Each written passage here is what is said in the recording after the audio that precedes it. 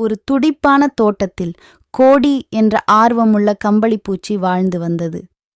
ஒரு நாள் கோடி ஒரு இலையில் ஒரு வசதியான இடத்தை கண்டுபிடித்து அதை மென்று சாப்பிடத் தொடங்கினார்.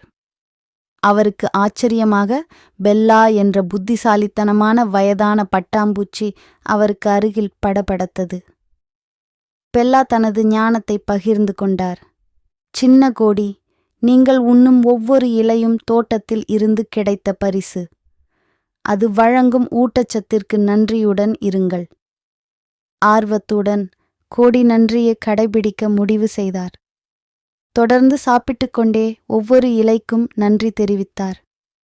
ஏதோ மாயாஜாலம் நடந்தது. கோடியின் சிறிய பச்சை நிற உடல் மிகவும் துடிப்பான மரகத நிழலாக மாறியது.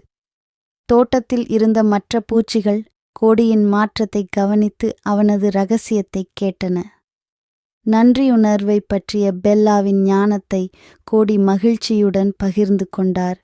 விரைவில் இயற்கையின் பரிசுகளுக்கு நன்றி தெரிவிக்கும் பூச்சிகளால் தோட்டம் முழுவதும் சலசலத்தது. கோடி மற்றும் அவரது நண்பர்களின் நன்றியுணர்வின் காரணமாக தோட்டம் துடிப்பான வண்ணங்கள் மற்றும் கலகலப்பான ஒலிகளுடன் செழித்தது. பெல்லா புத்திசாலித்தனமான பட்டாம்பூச்சி அவர்கள் உருவாக்கிய மகிழ்ச்சியை பார்த்து சிரித்தது. நன்றியறிதலை பயிற்சி செய்வது நம் வாழ்விலும் நம்மைச் சுற்றியுள்ளவர்களிடமும் அழகு மற்றும் மகிழ்ச்சியை கொண்டுவரும் என்பது கதையின் நெறிமுறை.